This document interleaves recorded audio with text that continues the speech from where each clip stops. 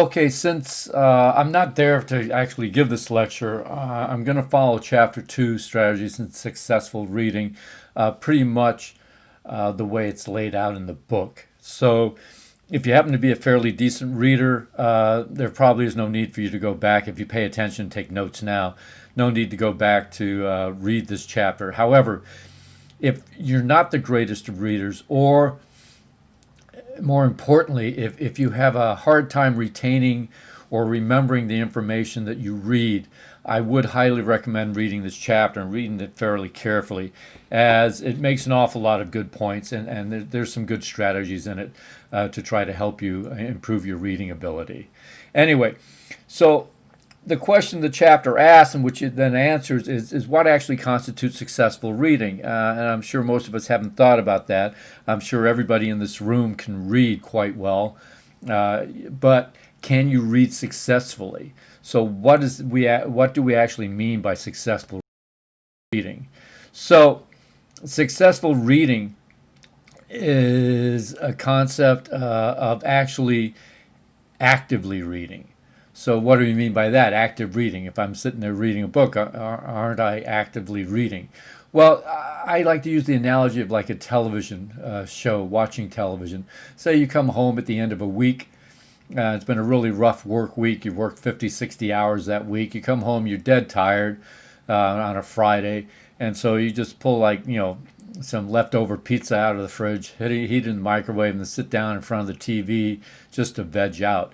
What you're probably going to want to watch is something like a fairly simple comedy show that isn't too complex, doesn't require you to think much. In fact, you may watch one where there's canned laughter, so you don't even have to consider when to laugh. The canned laughter will come in, you just laugh along with that. So it's pretty mindless TV watching. However, on a Monday, and so that's passive TV watching. And so you may come home on a Monday, however, after a good restful weekend. You had an easy Monday. There wasn't too much going on at work that day. So when you get home at night, you're more energized. And you may then sit in front of the TV and watch maybe like a mystery show or crime show where there's been a murder. And the writers give you clues, and you're actively trying to figure out from the clues that are being given to you who committed the murder before the television show actually reveals who committed the murder. So that's active TV watching. So reading is the same way. You can read actively or you can read passively. So I tend to read every night before I go to bed. I've done this ever since I was a kid because and it's how I relax in order to fall asleep. I think if I don't read, I have a harder time falling asleep. But there are times when I'm dead tired reading. And I'll be interpreting the words and understanding what the words mean, but I'll go through 4 pages of a novel or whatever, and I don't know what I just read. I have no idea. I've just been sitting here letting the words wash over me. So that's passive reading. So now I have to go back and try to actively read. So actively reading, you're reading with two minds. That's a strange concept as well. How can you have two minds? I only have the one brain inside my head. However, and for women who do a good job of multitasking, you are well aware that you can do more than one thing. Now, you cannot give 100% of your mind to more than one thing, which is why I don't allow texting in class.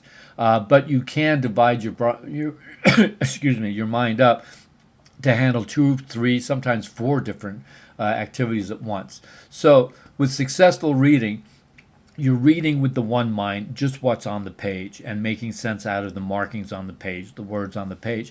But with the other mind, you're trying to understand each point that's being made. Now, a strategy for this, and we'll go over this when I go through paragraphs, is looking at the paragraphs, each paragraph, and finding the topic sentence, because the topic sentence is what that paragraph's about. So you can quickly figure out what point is being made by pulling out that topic sentence. And this is what you need to kind of be doing, is as you go through, there's more than one point in an essay. You've got to pull out all the minor points as well.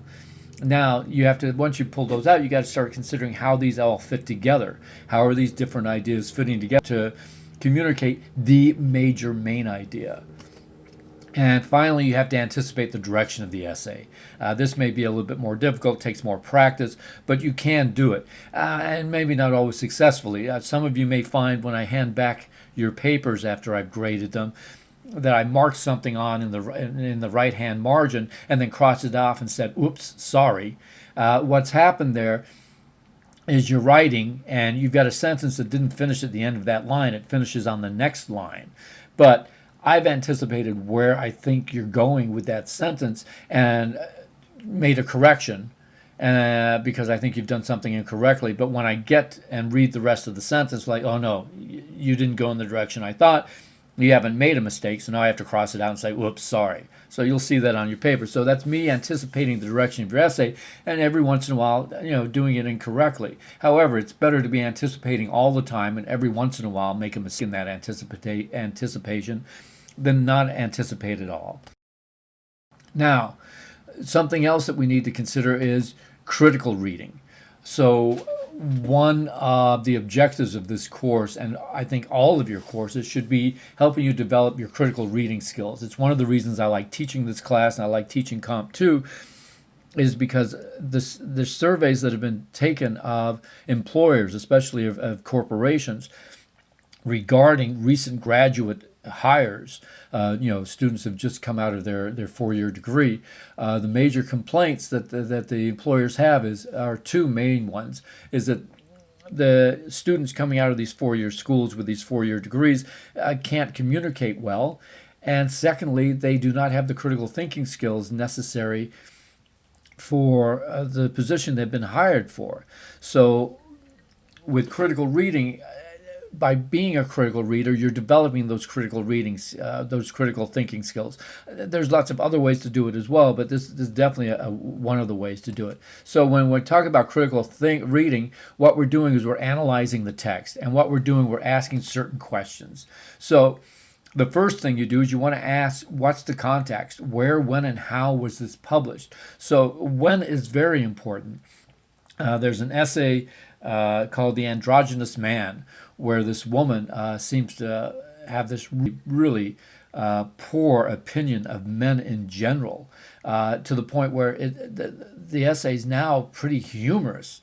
Because when you go and you look at it and you do your little research on it, you find out it was published in the mid-70s.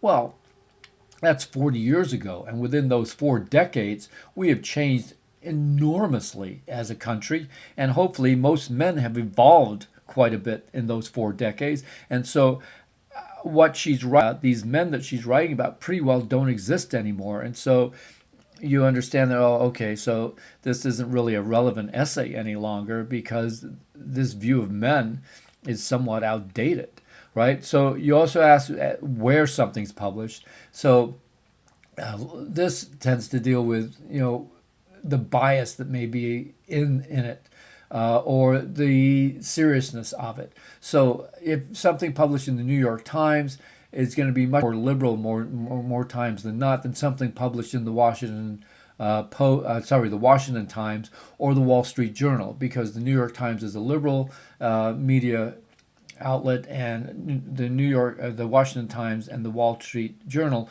are conservative, and so you just have to take that into account. It doesn't mean that either one shouldn't be taken seriously. It's just you need to know those biases are there. And finally, how something's published. I have people who think they're published poets, but they published the book themselves. So they're not really published poets, because no publisher actually would touch their poetry. You also have to watch it. Where is it published? As far as is it print or is it web? Even if it's print, you have to question the authority of it. But on the web, anybody can publish on the web. So you have to be much more careful and much more critical of those type of sources. So the other thing you're doing, and this is what your reading writing journal is about, talk about next week when I'm in class, and I'll give you a handout for the reading writing journal. You're looking for the main idea. And so for me, for each of the essays I assign to you, this is very important that you pull out the main idea. You may not pull out the same main idea that I pull out, but you have to have some idea of what you think this entire essay is about. All right, and so you're looking for that when you're critically reading. And finally, and this is very important, when you get to Comp 2, it's highly important that if there's a claim being made, especially if it's an argumentative or controversial claim, has it been supported properly? Is there good support, good evidence? Not just, well, my sister Susie saw that happen, so it must happen all the time. That's anecdotal. That's story. That's not good evidence. You want surveys. You want studies. You want facts backing up whatever claims are being made. And so this is and we will go through this to some extent. You'll go through it a lot more in Comp 2. I'm a big critic of this in Comp 2, that you've got to support your own arguments very well, but you've also got to be able to analyze the sources that you're looking at to make sure they're well supported. All right, now, more importantly, probably to you, is your needs. Why are you reading this? Right? So you determine why you're reading it. Well, Mr. Probert, I'm reading it because you told me I had to read it. I wouldn't read it otherwise. Well, yeah, I understand that. All right, and for a lot of your classes, that may be true. But what purpose are you reading for? Are you just reading it because you need a grade in the class? Are you reading it because you need the knowledge in it in order to build on to other knowledge? All right, so that's what do we need to take from the reading. So a lot of you may think, well, I'm taking this history class. I really don't care about history, but I got to pass the class. So I'm reading this to get the information that's going to let me answer the questions on the midterm and the final. All right, that's fine. However, you want to start trying to think a little more down the line than that, a little bit more in the future. Like, how can this information help you elsewhere? So, especially like a history class, you can learn a lot from history, and you can see if your leaders are making the same mistakes that they've made before, such as going into Iraq and not learning from Vietnam, those type of things. You can learn information that is going to help you further your career. Are you learning, foundational information that's going to allow you to build a stronger knowledge base for a career that you're looking for? And then just how are you going to use this information? So that's one of the ways, is that, well, I'm going to go into nursing, and so learning this information in this biology class or in this physiology class is going to give me the information that I need to take this other class in order to get a well-rounded education in this area of expertise. And then how does the material affect your approach? So here we're probably looking more at the complexity of the material. So, if you're reading like a People magazine, you're just like, wow, I'm just reading this and I read it, fairly quickly. I don't have to give it a lot of thought. It's easy, beach reading. Where if you're reading a book for a philosophy class, they're like, well, this is pretty intense. I may have to, break it down into smaller chunks, understand the small chunks, and then, and once I can understand each of the small chunks, try to understand it overall as a whole. All right, now with your first reading, now for some of you that's going to be the last reading as well. I realize most of you aren't going to read anything twice, but there are times when you may have to. So with the first reading, and this is not a true reading, is what I'm talking about, is you want to just preview the essay and get background info. So now you want to make sure you do that in this class, because there's pop quizzes on the essays, and sometimes the information that's in the header, where you're going to see things like the writer bio, the biography of the writer, who the writer is, what the writer's been writing. There may be a question on the quiz that comes from that. Not all the questions come from the actual essays. All right, and since there's only 5 questions normally on these pop quizzes, if you miss one from the bio, and you're down to an 80% already if you get the other 4. So you got to be careful. Bio, why should you believe this writer? What makes this writer an authority in whatever area the essay is? Then look at the title. The title is very important. I've read interviews with short story writers who said that they've spent more time coming up with the title for their short story than they did writing the short story, because it's the introduction. And we'll go over this more when we talk about essays. I try to emphasize how important it is to have a decent title for your essay. Now, if it's a longer piece and it has subsections, you want to look at the titles of those subsections as well as to how that relates to the piece overall. All right, now you want to skim the article, and here is why the pulling out the topic sentences. If you can do that very quickly, just go through looking at each paragraph quickly, not having to read everything, just you get a decent idea. Now, when you do before that, you've got to reread before you do an actual reading. Try to express what you've learned in your own words. You can do this as well. This is PQRST. This is previewing the essay, which we just talked about, coming up with any questions that preview actually brought up for you. Read it then, recite back, and this is a very major part, especially for those of you who have trouble remembering what you've read, retaining the information, is after you've read something, recite back in your own words what it is you've read. Make sure you understood what the author was actually trying to do with the piece. And then test yourself by seeing if you can answer the questions and give a decent summary of the reading. Now, with additional readings, if you need to, you want to read at a suitable pace. So what I mean by this is you want to read slow enough that you understand each of the points that are being made, but you want to read fast enough that you can connect those points. So the problem is if you read too fast, you may not understand everything that's going on in the piece or that's being communicated. If you read too slowly, you may have the issue that you understand each of the points being made, but by the time you get to the end of the essay or the article, especially if it's a longer one, you've read it so slowly you can't put the points together because you can't remember what it was that happened at the beginning of the essay. So you've got to determine by yourself what's a suitable pace. Some of you will read faster than others, some of you will read slower. It's got to be, whatever's a proper pace for you.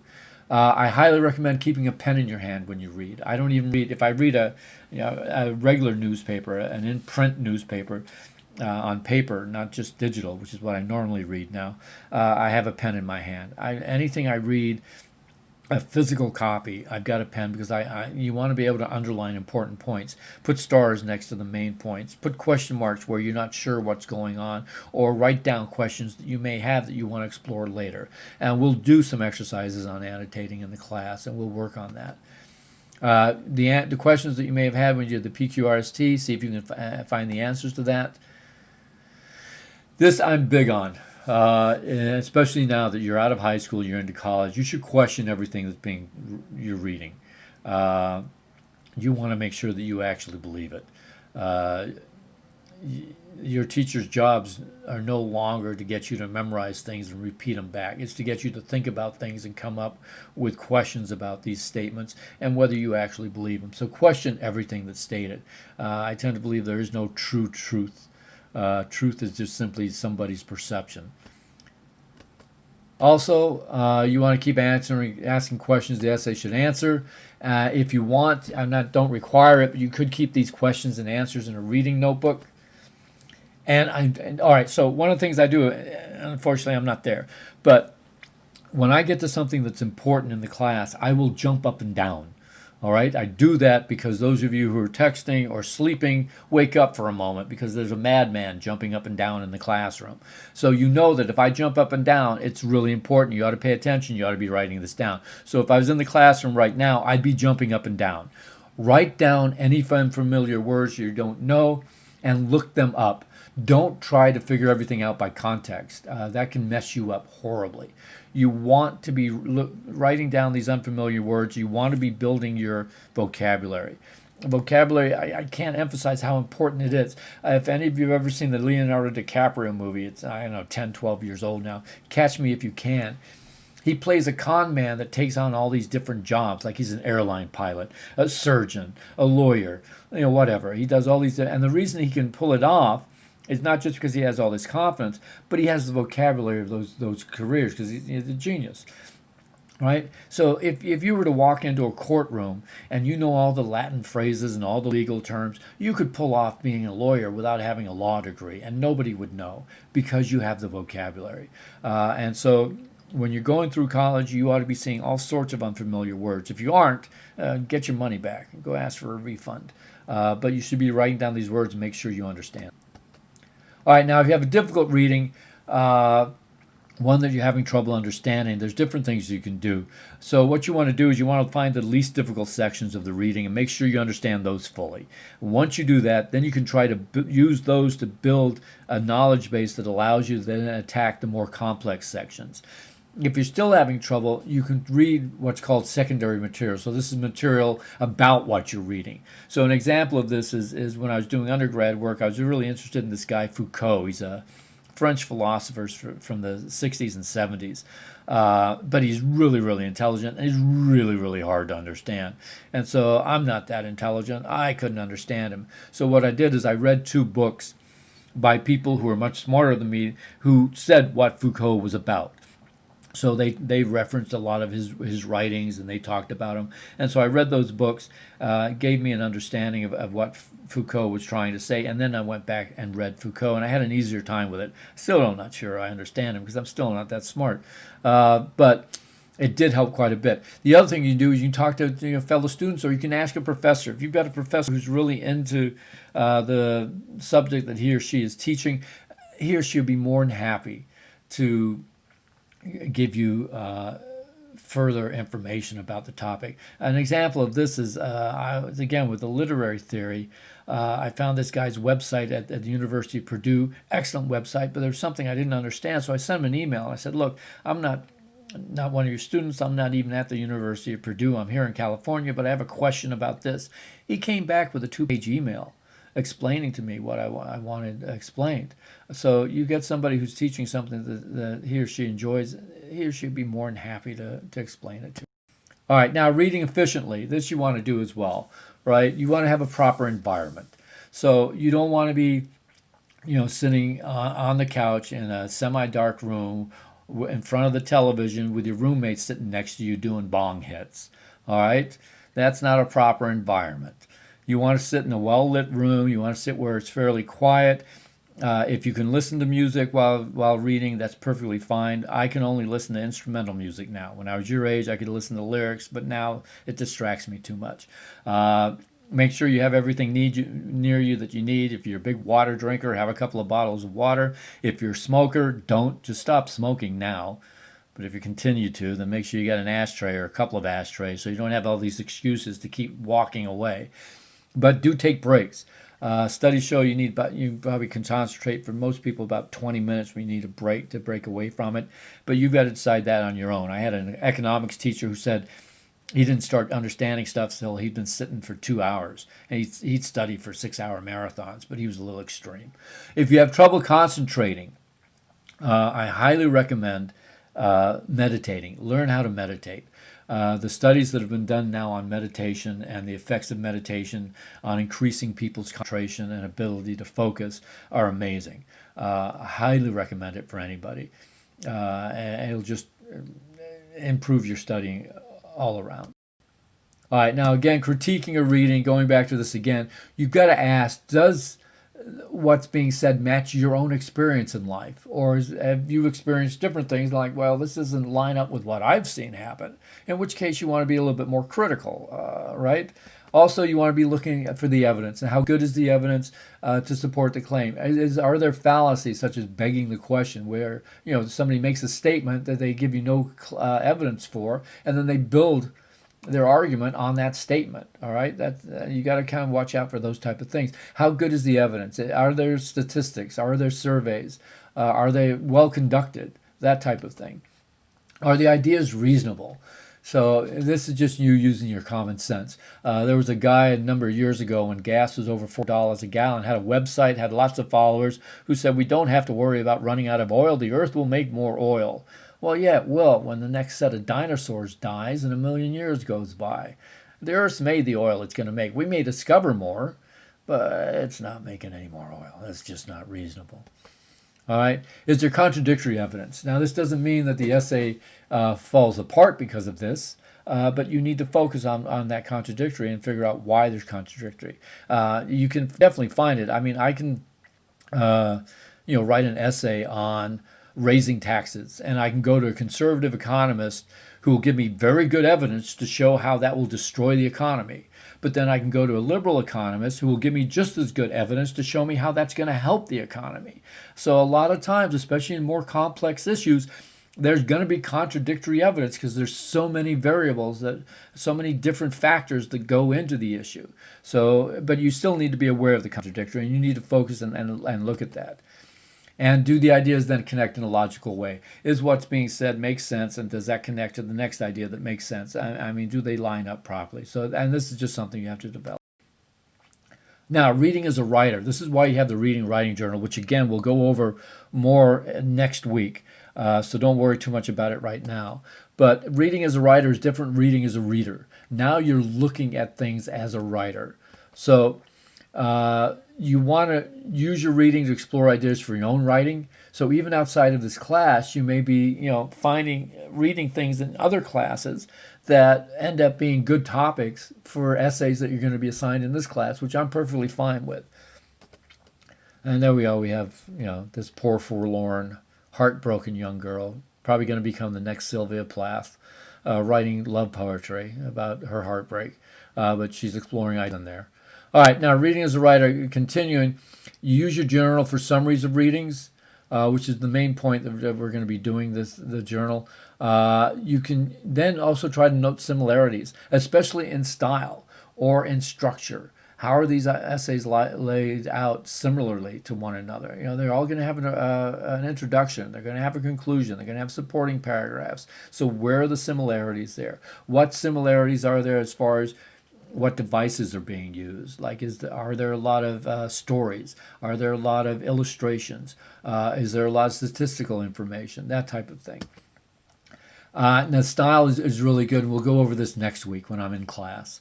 The Langston Hughes we're going to look at is an essay called Salvation. Very short, probably the most perfect or close to perfect essay I've ever read. Uses all sorts of great stylistic choices and strategies. One paragraph, he starts all these paragraphs with coordinating conjunctions and. Well, you're not supposed to do that. That's against the rules. But he does. He's got and then but. And what he's doing is he's getting a flow going with that paragraph, and then he stopped it with but. And it, kind of really makes you jerk back, wait a minute, but what? And it's very effective. And we'll look at that when we look at that.